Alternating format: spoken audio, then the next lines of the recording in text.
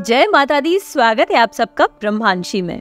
गणपति बप्पा के दिन चल रहे हैं और हम सब उनकी आरती गाते हैं। एक दंत दयावंत चार भुजाधारी। तो गणपति बप्पा का एक दंत कैसे हुआ, कैसे पड़ा उनका नाम एक दंत, आज आपको सुनाऊंगी वो कहानी। प्राचीन काल में गजमुख नाम का एक भयंकर असुर रहा करता था।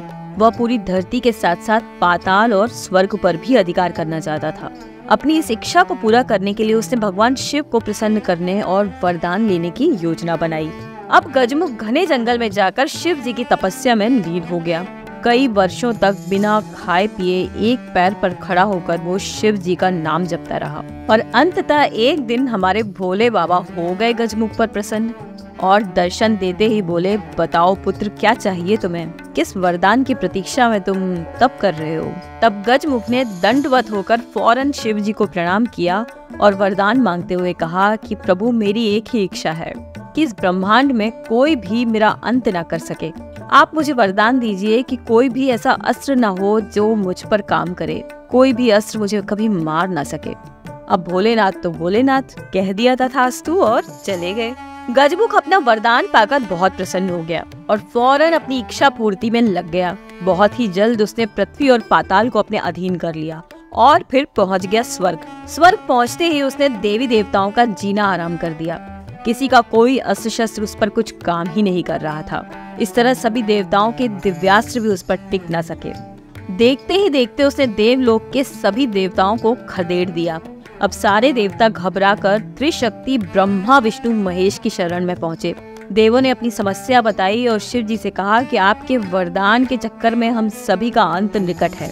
तब शिव जी ने कहा कि उससे निपटने के लिए तो अब मुझे अपने पुत्र गणेश को ही भेजना पड़ेगा, वही करेगा गजमुख से युद्ध। अब पिता के आदेश पर पहुंच गए गणेश जी गजमुख से युद्ध करने के लिए, परंतु उनके भी किसी अस्त्र का प्रभाव गजमुख पर पड़ ही नहीं रहा था और देखते ही देखते गणेश जी पर भी गजमुख भारी पड़ने लगा। देखते ही देखते गणेश जी को भी लगने लगा कि लगता है अब मेरा भी अंत निकट आ गया है, क्योंकि गजमुख के सामने तो कोई भी अस्त्र काम नहीं कर रहा है। तब गणेश जी ने सोचा कि अब मुझे अपनी बुद्धि का इस्तेमाल करना पड़ेगा, क्योंकि अस्त्र तो इस पर काम कर ही नहीं रहे हैं। और तब उनके दिमाग में एक युक्ति आई। उन्होंने कहा कि अब इसे मारने के लिए एक नया अस्त्र ही बनाना पड़ेगा और नया अस्त्र मेरे दांत से अच्छा क्या हो सकता है। और देखते ही देखते गणपति जी ने अपना एक दांत तोड़ा और गजमुख को दे मारा। दांत वास्तव में एक अस्त्र तो था नहीं, इसलिए वह अचूक प्रमाणित हुआ और गजमुख गंभीर रूप से घायल हो गया।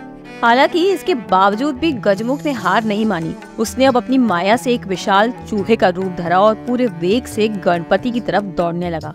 जब गणपति ने उसे अपनी तरफ आते देखा तो वे भी पूरी गति से गजमुख की तरफ दौड़ने लगे और उसके समीप आते ही कूदकर उसकी पीठ पर जा बैठे।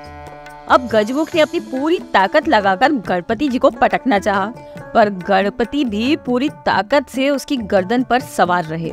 आखिरकार लंबे संघर्ष के बाद गजमुख ने हार मान ली, पर इसके बाद भी गणेश जी ने उसे छोड़ा नहीं। उन्होंने कहा कि तुम स्वभाव से ही उत्पाती हो, इसलिए यह अधिक उत्तम होगा कि तुम हमेशा इसी रूप में मेरा वाहन बनकर रहो, ताकि मैं हमेशा तुम्हारी सवारी करके तुम्हारी कुबुद्धि को नियंत्रित कर सकूं।